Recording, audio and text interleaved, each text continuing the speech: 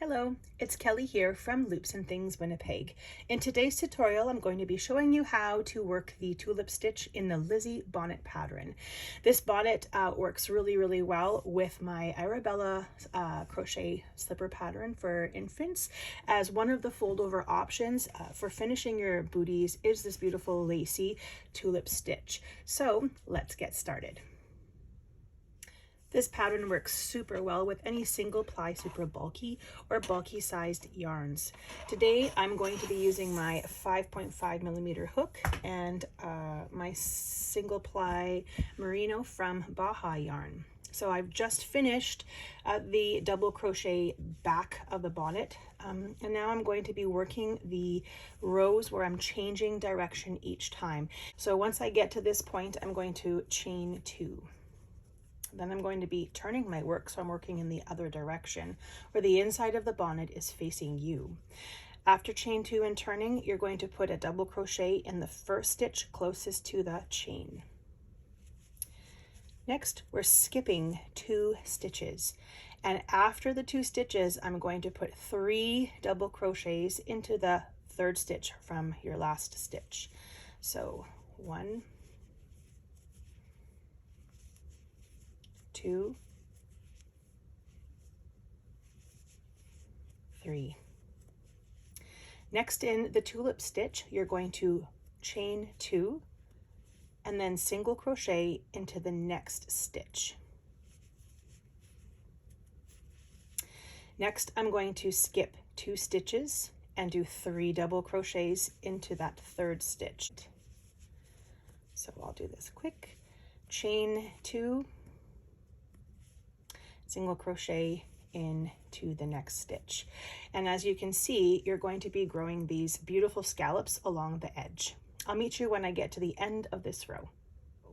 To finish off, I'm going to skip the next 2 and I'm going to put 2 double crochets into this very last stitch of this row.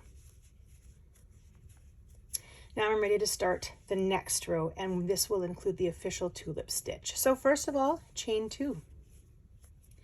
Turn your work, so now you're working in the other direction, and you're going to add 1 double crochet into the very first stitch closest to the chain. This is going to help give a foundation for the base of the bonnet. Now we're going to do our tulip stitch. So our tulip stitch requires you to crochet into the space, or the chain space, and not into the chains or the actual tops of the stitches, sorry. So you're going to do 3 double crochets into the very first chain space of this row. So that's 1, 2, 3. Next, we chain 2, 1, 2, and add a single crochet into the next stitch. The regular original tulip stitch asks you to do the single crochet back into the chain space, but I prefer to use the next stitch as it makes the holes in your pattern a little bit smaller and it still gives that textured look.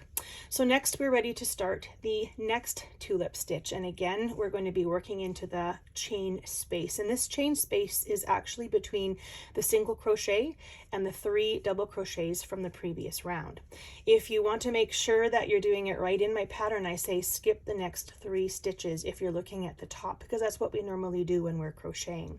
So if you want, skip the next 3 stitches and add 3 double crochets into the next chain space.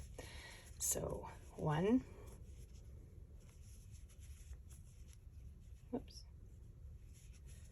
2,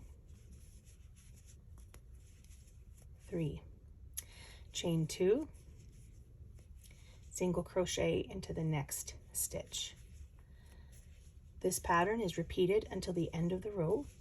I will come back and show you how to finish this row off. Okay, I have reached the end of my second row and I still have 3 stitches remaining. So just like the previous row, you're going to skip the next 2 stitches and put 2 double crochets in the end.